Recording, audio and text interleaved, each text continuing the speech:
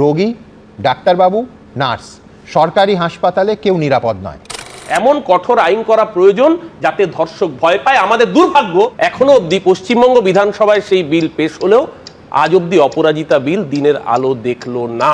আমি বলছি যে নির্ভয়া কাণ্ডের পর 4 জনের ফাঁসির আদেশ হয়েছিল, কোনো নতুন আইন লাগেনি, এই দেশের এক্সিস্টিং আইনেই ফাঁসির আদেশ হয়েছিল। প্রতিটা পেশেন্টকে প্রতিটা জায়গায় পুলিশ তো ইন্ডিভিজুয়াল ম্যানমার্কিং করে সিকিউরিটি দিতে পারবে না, সম্ভবই নয়। যে ইন্ডিভিজুয়াল সিকিউরিটি দেবো কিভাবে বা থাকবে কিভাবে? তাহলে সমস্যার জায়গাটা কোথায়?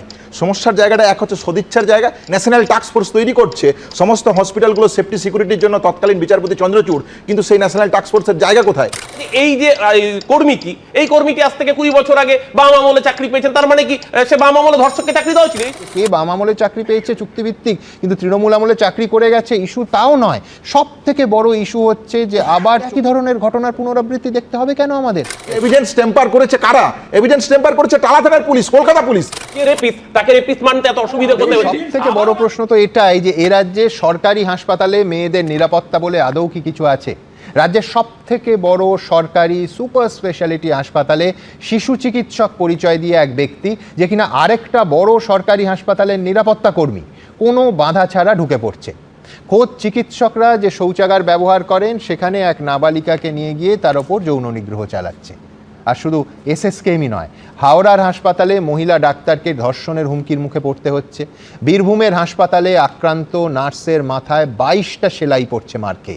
একের পর এক আতঙ্কের ছবি। আর এখানেই প্রশ্ন যে আরজিকর কাণ্ডের পর এই যে ঝুড়ি ঝুড়ি দেশের বিভিন্ন প্রান্তে পশ্চিমবঙ্গ সহ সরকারি প্রতিশ্রুতি, সবটাই কি আইওয়াশ ছিল? এমনকি খোদ সুপ্রিম কোর্ট গত বছরের 20শে আগস্ট যে টাস্ক ফোর্স তৈরির কথা বলেছিল, সেটার কি হলো? কি করেছে তারা? কোনো পক্ষই কি দায় এড়াতে পারে? এমন কি মনে করবেন না যে শুধু আমি সরকারের অংশেই থাকবো?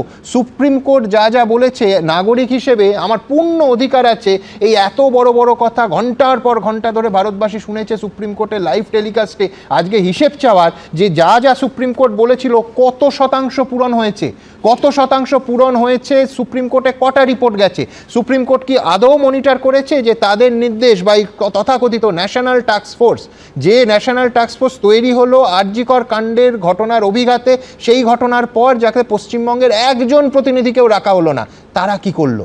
ভাববেন না যে বিচার বিভাগের সঙ্গে সম্পর্কিত বলে সেই প্রশ্নটা আমরা এড়িয়ে যাব, যে এত বড় বড় ফানুস বিভিন্ন মহল থেকে যা ওড়ানো হলো তার কটা শেষ পর্যন্ত আজকের দিনে দাঁড়িয়ে এই অক্টোবর মাসের 2025 সালে বাস্তবায়িত হলো? ধর্ষকের শিরদাঁড়া দিয়ে ভয় পাইয়ে দেওয়া যেত যদি এমন আইন থাকতো